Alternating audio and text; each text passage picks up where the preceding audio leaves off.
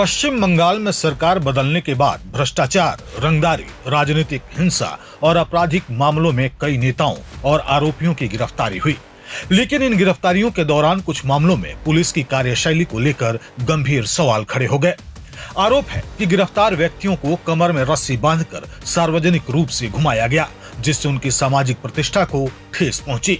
अब इसी मुद्दे पर कलकत्ता हाई कोर्ट ने कड़ा रुख अपनाया है। शुक्रवार को हुई सुनवाई के दौरान हाई कोर्ट की डिवीजन बेंच ने स्पष्ट कहा कि पुलिस को कानून के तहत किसी भी आरोपी को गिरफ्तार करने का पूरा अधिकार है, लेकिन गिरफ्तारी के बाद जानबूझकर उसकी बेइज्जती करना या सार्वजनिक अपमान करना स्वीकार्य नहीं।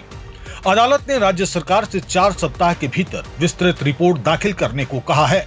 कलकत्ता हाई कोर्ट ने यह भी पूछा है कि आखिर ऐसी प्रथा क्यों अपनाई जा रही है और इसके पीछे क्या कारण है।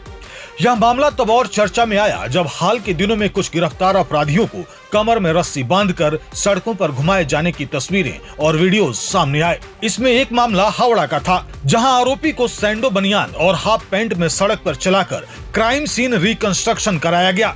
वहीं उत्तर 24 परगना के कांचरापाड़ा में टीएमसी के एक युवा नेता को भी कमर में रस्सी बांधकर ले जाया गया। इन घटनाओं के बाद मानवाधिकार और कानूनी हलकों में तीखी प्रतिक्रिया देखने को मिली।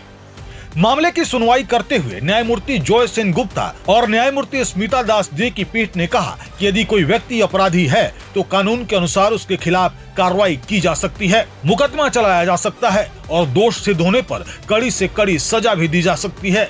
लेकिन जांच और गिरफ्तारी की प्रक्रिया के नाम पर किसी व्यक्ति की गरिमा को ठेस पहुंचाने की अनुमति नहीं दी जा सकती। सुनवाई के दौरान मानवाधिकार आयोग की ओर से अदालत को बताया गया कि इस पूरे मामले को लेकर आयोग के पास शिकायतें पहुंची हैं और उसने अपनी ओर से जांच भी शुरू कर दी है। आयोग यह पता लगाने की कोशिश कर रहा है कि आरोपियों को सार्वजनिक रूप से अपमानित करने जैसी घटनाओं में पुलिस की क्या भूमिका रही और क्या इसमें किसी नियम या मानवाधिकार मानकों का उल्लंघन हुआ है या नहीं। हाईकोर्ट ने यह भी कहा कि आरोपी चाहे किसी भी मामले में गिरफ्तार हुआ हो, उसके मौलिक अधिकार और सम्मान की रक्षा करना भी कानून व्यवस्था का हिस्सा है। अदालत ने स्पष्ट संकेत दिया कि कानून के शासन में सजा और अपमान दोनों अलग अलग चीजें हैं और पुलिस को इस अंतर का पालन करना होगा। अब सबकी नजर राज्य सरकार की उस रिपोर्ट पर टिकी है, जिसे अगले 4 सप्ताह में अदालत के सामने पेश किया जाएगा। यह रिपोर्ट तय करेगी कि हाल के दिनों में हुई इन विवादित पुलिस कार्रवाइयों पर प्रशासन का आधिकारिक पक्ष क्या है और भविष्य में ऐसी घटनाओं को रोकने के लिए क्या कदम उठाए जाएंगे।